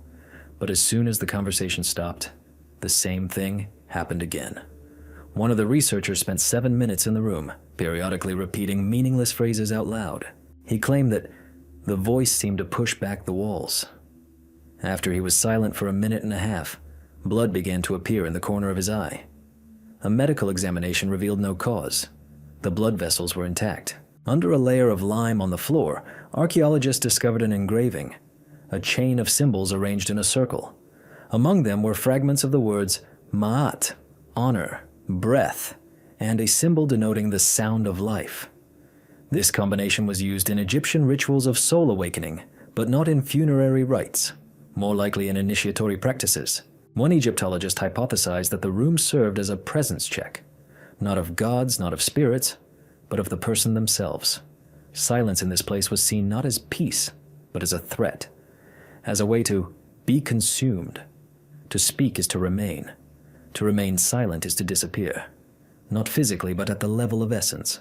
The room is now walled up. A slab with the inscription "Ra protects those who speak" was left at the entrance. This is the only place in the temple where the god Ra is referred to not as light, but as the guardian of sound. The room would have been unremarkable, if not for one detail. A camera recording left unattended captured a rustling sound during 90 seconds of silence. It didn't match breathing, didn't correspond with footsteps, and had no rhythm. It was a word, but it was spoken backwards, by a voice that, according to the recordings, wasn't in the room. The room waits for silence, for someone to disappear again into the silence, a mark on the body that appears in all witnesses of the same cry. In 1992, minor excavations were conducted near the ruins of an ancient settlement in the Wadi El Natron region, northwest of Cairo. A group of German archaeology students discovered a burial niche buried beneath the sand, which they believed to be part of an early Christian monastery. Inside, there was only a stone floor and bare walls, but in the center lay a strange object, a flat stone slab with a hollow as if for a head. Not a sarcophagus, not an altar, simply a surface as if meant for lying on and listening. That evening, one of the students decided to stay put and spend the night near the discovery. He claimed to have heard a sound, not a voice, not a scream, but something like a growing ringing, turning into a moan. 30 seconds later, he fled back to camp in shock. He couldn't speak, only cried. The next morning, a mark was discovered on his chest, a red oval like a burn with a pattern resembling an elongated teardrop with a curve. The mark disappeared within 24 hours. But 3 days later, it appeared on 2 other members of the expedition. They didn't hear the sound directly, but only saw the boy running. The situation was attributed to overheating, until a 4th case emerged, in an employee who was watching a video from the discovery site. He wasn't at the excavation site.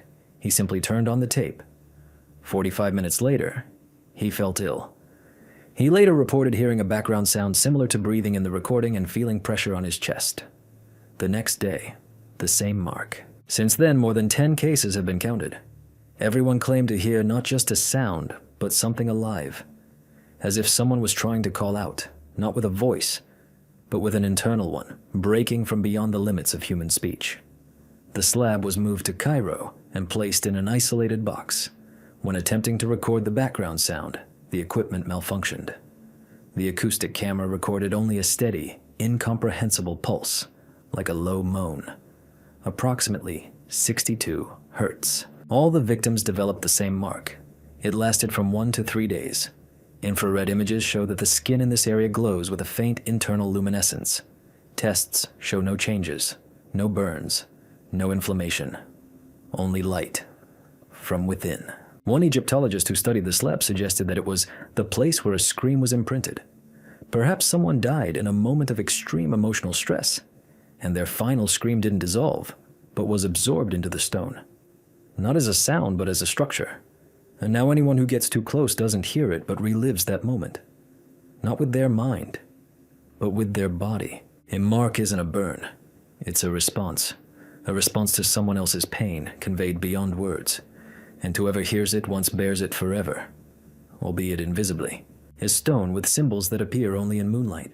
In 1966, while constructing a road to an archaeological site near Siwa, construction workers accidentally unearthed a flat stone lying about 1.5 meters below the surface. It was black, heavy, and had a matte surface. There were no drawings, inscriptions, or chips on it. It was dismissed as construction debris until one of the workers noticed, under the full moon, the stone begins to glow. Not with phosphorescence or reflection. Lines appear on its surface, thin, as if scratched from within. They are invisible during the day, don't appear in artificial light, disappear under clouds, and appear only in complete silence, under direct moonlight. Researchers who gained access to the find photographed the symbols. They weren't hieroglyphs, cuneiform, or pictograms.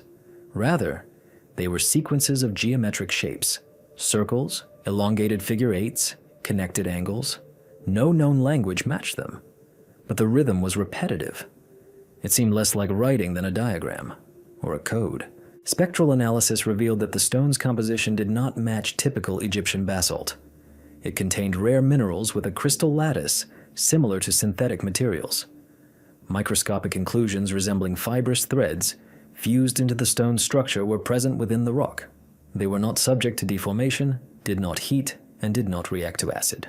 Over the following years, the stone was kept in a dark room. Every time there was a full moon, it was taken out into the open. And each time, the symbols appeared in the same order. But after 6 years, the line changed. A new element appeared, a closed loop, in the center of which was a vertical symbol resembling a human figure. After this change, one of the researchers began to suffer from obsessive images in his dreams. He described the same thing over and over again: a stone standing in the center of a circle, surrounded by emptiness, and the symbols on it slowly moving, like a clock, like a mechanism. He woke up with the sensation that something was moving, not only on the stone, but also in his mind, as if this drawing was not for the eyes, but for the brain. Later, digital analysis revealed that the sequence of symbols, when combined with the lunar calendar, forms a rhythm that coincides with the tidal cycles. Some suggested it was a calendar. Others speculated that it was a mechanism for tracking not earthly time, but external time. Perhaps it wasn't a memory of events, but a system of signals awaiting the right conditions. Today, the stone is kept in a laboratory under constant observation. But staff note that even without light, in complete darkness, a faint glow sometimes appears on the surface. It's invisible to the naked eye, but the camera sees it. The photo shows a flash as if someone had just looked at it and disappeared.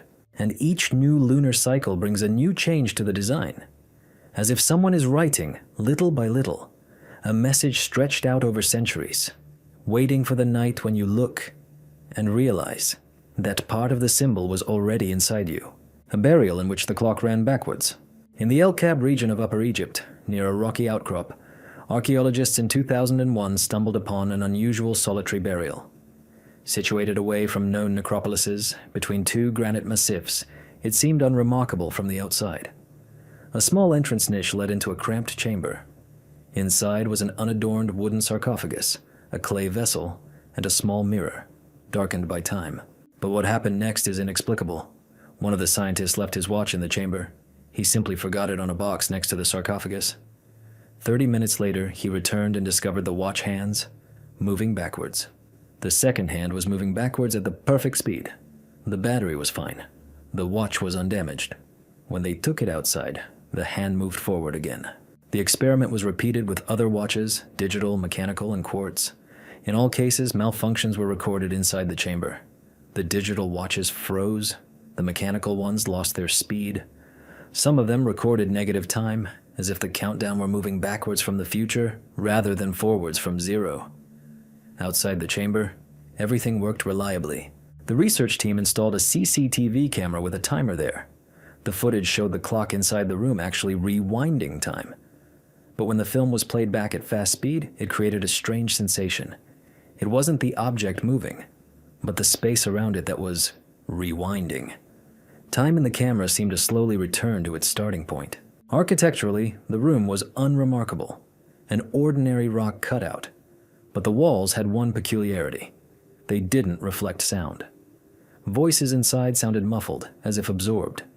And, according to eyewitnesses, after several minutes inside, a sensation of slowing occurred, not only of the body, but also of thought. Breaths became longer. Movements became viscous. People lost track of time. Some thought they'd been inside for 10 minutes, although 40 had passed. Others felt the opposite.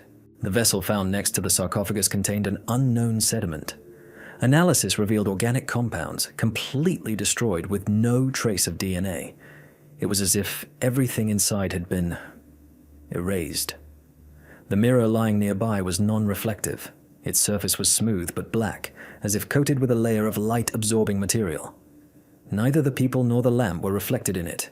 Since then, access to the chamber has been restricted. One researcher who visited several times later wrote, I don't know how old I am. Sometimes it seems younger. Sometimes as if I've lived here before. His diary ended with the strange line, "Nothing happens inside. Only return." A burial site can be more than just a mausoleum. It can be a place where time responds, not linearly, not logically. It doesn't move there. It remembers. And everyone who enters brings with them a fragment of the clock's journey, which perhaps will one day return to the beginning or to the end, depending on where you look from. A body that has not decomposed for 7,000 years without mummification.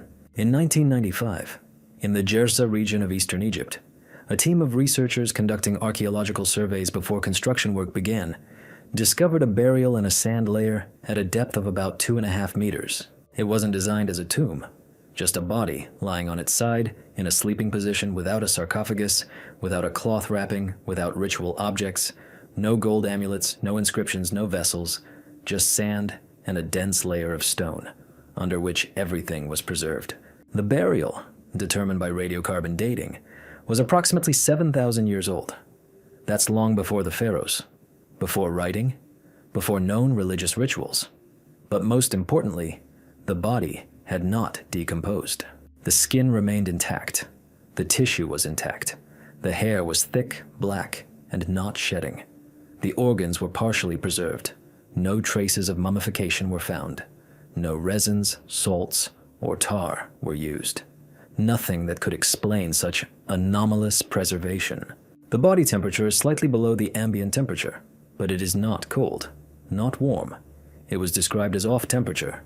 When touched, the skin feels firm and alive, but there is no pulse. The heart is present, but there are no signs of stopping or decay. Scans showed that the bones had not lost density and the cellular structure was intact. Some biologists hypothesized that the tissues had produced a unique compound that prevented decay, but chemical analysis revealed nothing of the sort. On the contrary, the cells were devoid of even the usual bacterial background. It was as if the body had never interacted with the surrounding biology. The face is calm. The features are unfamiliar. It doesn't match the typical anthropology of the region. The skull is elongated, the lips are thin, the chin is pointed. The eyes were closed. But when one of the researchers illuminated the face with ultraviolet light, the eyelids lifted slightly. Reflex? Tissue failure?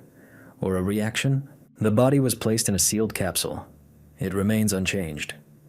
More than 20 years after its discovery, there is no sign of decay. One day, in 2009, a single anomaly was recorded. Surveillance cameras showed a microscopic movement of the fingers of the left hand, 6 millimeters. The recording was checked, repeated. It wasn't vibration, it was movement. The staff on duty near the capsule described dreams, recurring ones. They feature a desert, a rock, and a figure kneeling, staring into the sand. It doesn't speak, but it radiates a sense of peace and anxiety. At the same time, some speculate that this isn't the body of an ancient human, but a donated body, like a vessel or a repository. Not dead, but not alive either. It's waiting, not for resurrection, but for the moment when someone says the right word or makes the right gesture, and then the body will awaken, not because it was asleep, but because that's exactly how it was intended, 7,000 years ago. A drawing in a tomb depicting the Earth from space. In 1972, a Polish expedition led by Professors Zdzisław Nowicki explored a previously uncleared tomb in the Elminia region. The burial was located deep in the rock face, away from the major temples and royal necropolises. It was unusual. The walls inside were smooth, with polished limestone slabs covered with strange, non-ritual images. One of them immediately caught my attention. In the central niche, above the ledge where the name of the deceased is usually placed, a circular figure was carved. Inside it were the continents, jagged, elongated shapes, but when superimposed on modern maps, they resembled the outlines of Africa, South America, and even Antarctica with alarming accuracy. Along the edge of the circle is a curved line, like an orbit, and next to it is a small crescent symbol reminiscent of the moon. 4 figures stood near the circle. Not gods, not pharaohs. Their bodies were elongated, their hands folded not in the Egyptian manner, but in front of their chests, palms outward. Their faces were featureless, only large, round eyes. No traditional Egyptian iconography contained such forms. The drawing was engraved with astonishing precision. Professor Nowitzki was the first to suggest that it was a cosmological diagram. He asked colleagues from the Aerospace Institute to compare the outlines with the view of Earth from orbit. The match was almost perfect. Even the shape of the cloud belt visible in satellite images resembled the engraved lines at the top of the drawing. The skeptics' arguments boiled down to geometrical coincidence and abstract mythological representation. But after detailed analysis, it was established that the depicted Antarctica was not covered in ice. The outlines matched prehistoric maps, in particular, a hypothetical reconstruction of the coastline before the last ice age. On one of the lower slabs was carved a text that roughly translates as, "He looked down to remember the way back." Who he is unknown, but the word for looked is written with a hieroglyph used exclusively for visual action. Not inner vision, not dreaming, but physical gaze. Later, in 2003, the tomb was re-examined. The drawing was partially damaged for an unknown reason. The fragment with the continents was erased. Only infrared images preserved its trace. Some speculate that this is a memory, passed down by the priests recorded in stone. Perhaps it wasn't they themselves who saw it, but someone before them, or someone with them. And if the ancients truly remembered the Earth not from below, but from above, that means one thing. Someone was already there. Long before satellites, before instruments, before words. And perhaps that glance wasn't an observation, but a farewell. A secret altar that opens only on the day of the summer solstice. Deep within the Karnak complex, in one of the most remote and little-known halls, researchers at the end of the 19th century discovered a strange niche sealed with heavy slabs. At first glance, it appeared to be just part of a wall, but when struck with a hammer, it produced a distinct sound. Not the dull, solid sound of a solid mass, but a ringing, hollow sound. They decided not to clear it out at the time, fearing a collapse.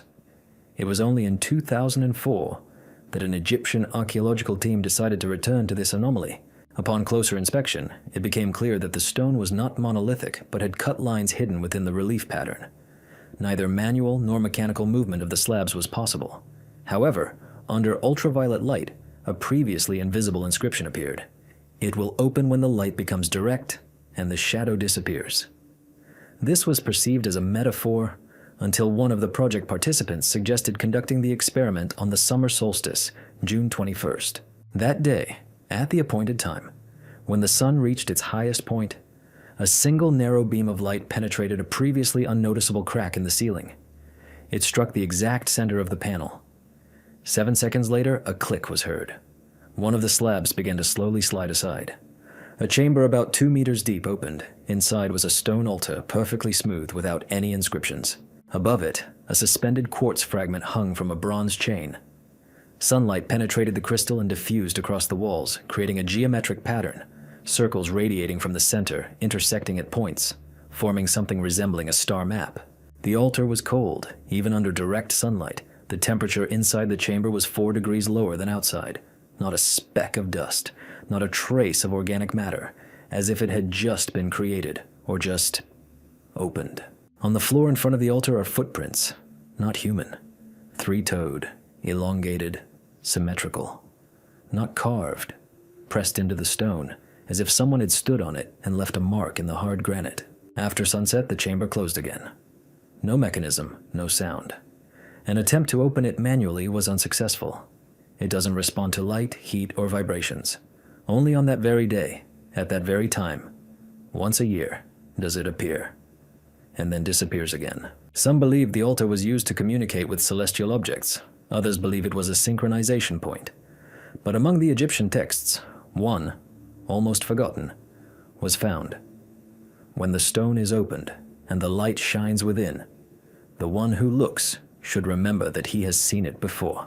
As if the altar is not an instrument, but a key to a door through which someone has already passed and left a light as a sign that he will return one day, on the same day, at the same hour, when the shadow disappears. A stone slab that disappeared from the museum without a trace. For decades, The Egyptian Museum in Cairo housed a small but strange stone slab discovered near Memphis in 1917. It was modest in size, about 30 centimeters wide and 40 centimeters high. The stone was a dense black diorite, polished to a mirror shine. There were no hieroglyphs on the front, only a series of unfamiliar incised symbols, repeating squares, intersecting circles, and broken lines. All attempts to decipher the symbols proved unsuccessful. The drawings did not correspond to any known language or numerical system. The slab's peculiarity was that under certain lighting conditions, it began to extinguish shadows. When the light source was directed at an acute angle, surrounding objects cast distinct shadows, but the slab itself did not.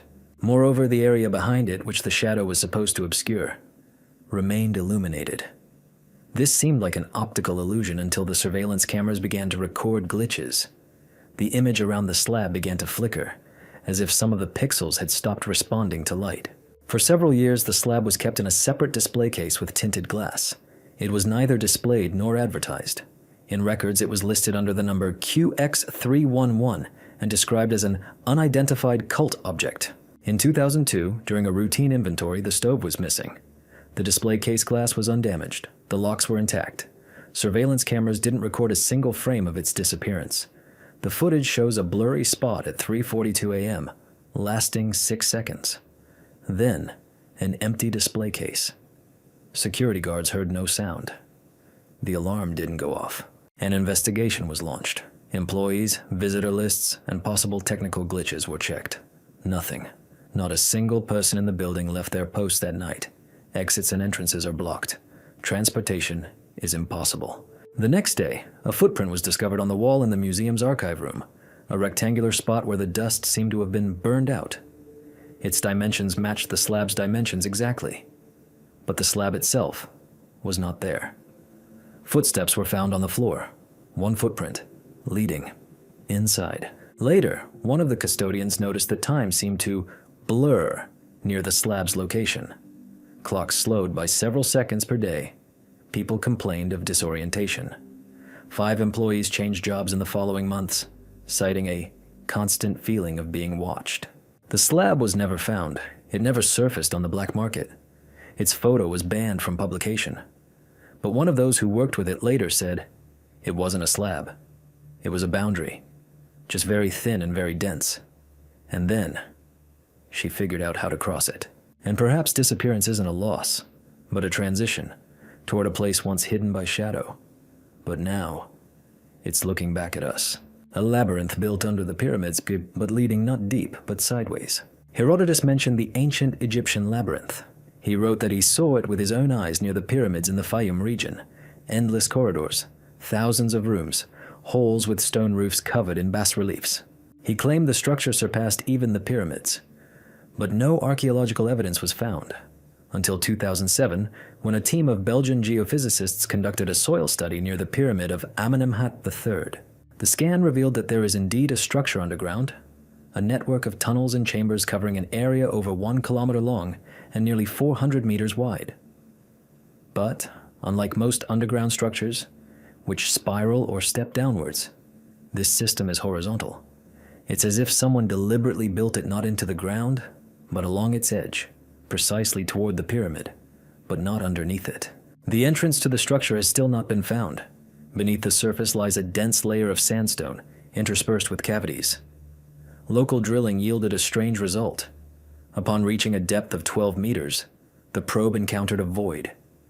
At that moment, a pulse erupted within the equipment, a short signal similar to a mechanical echo, as if the probe had struck not a rock, but a cavity with an acoustic resonance. Later, drones equipped with ground-penetrating radar detected repeating patterns, parallel corridors connected by narrow passages like a honeycomb. Some of them form regular shapes, triangles, diamonds, octagons.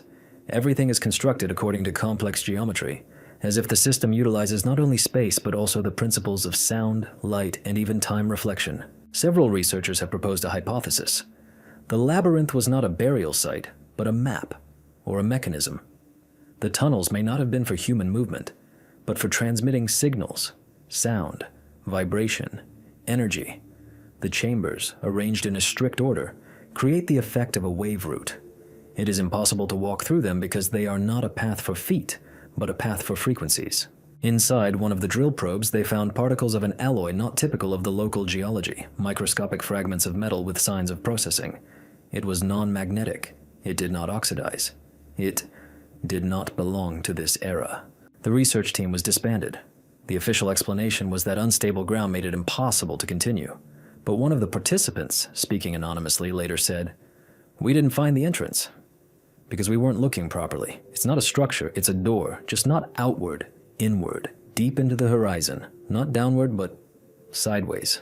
If the labyrinth truly exists, then it awaits not the one who digs, but the one who is attuned, like a wave to a receiver, and then a passage will open, not in the earth, but in space. At that point where reality folds and says, 'Now you are inside.'" The Eye of Horus carved into the wall from the inside, no access.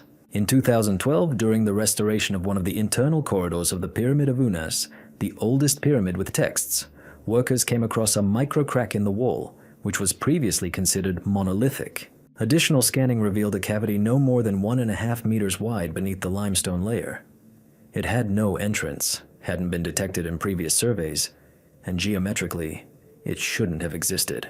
When the wall was partially opened, a narrow gap was revealed, as if someone had intentionally left a space but not for a human. Inside, absolute silence, cleanliness, and the absence of dust. And in the very depths of the niche, on the perfectly flat surface of the back wall, was a carved relief, the Eye of Horus. But it wasn't ordinary. It was depicted upside down. It was as if the symbol had been carved, not from the outside, but from the inside of the wall, engraved on the back side of the stone, which was physically impossible to work. No traces of drilling, access, or joints were found. The wall was 48 centimeters thick, solid limestone, and yet the relief was clear, deep, and symmetrical. It couldn't have been applied from the accessible side. The symbol itself conveys the idea of protection, all-seeingness, and a balance between consciousness and perception. But in this inversion, it seemed to look not outward, but inward. Not guarding, but observing. Watching those who gaze into it. Researchers have long debated whether it was created before the stone was laid. But that raises the question, why carve a sacred symbol where no one would see it? Thermography showed that the temperature in the niche was 2 degrees lower than in the rest of the pyramid. Instruments detected a weak electrostatic field at the eye site. It was harmless, but persistent. One technician claimed that after standing in front of the relief for more than 3 minutes, he felt as if someone were touching the back of his head. Near the niche, a tile with an inscription made using an unusual technique was discovered on the floor. The symbols were burned, not carved. The inscription can be translated as, "He sees when you forget you're looking." The grammar of this phrase is unusual. It uses the verb to forget in the form of an action occurring in the present moment, as if it's not a moment of inattention, but a loss of awareness of observation itself. Since then, the niche has been sealed with glass. Access is restricted, but the cameras inside continue to record oddities. Sometimes, when viewing the recordings, the viewing angle seems to shift. It's as if the wall itself is slightly warped, and at some point, the eye seems to open wider. Maybe he was always open. We just weren't the ones he wanted to see. Until now. A marble column that cannot be measured the same way twice. In one of the side galleries of the Luxor Temple, hidden from the main routes and tourist groups, stands a column, at first glance no different from dozens of others. It stands about 6 meters tall, with a diameter of just over a meter. It is made of light-colored marble covered in smooth reliefs. An inscription on the base reads, "Support it while the sky stands." This phrase is traditionally associated with Shu, the deity of air, who holds up the firmament. The column's attention was drawn not by Egyptologists, but by architectural restorers taking measurements for a digital model of the temple.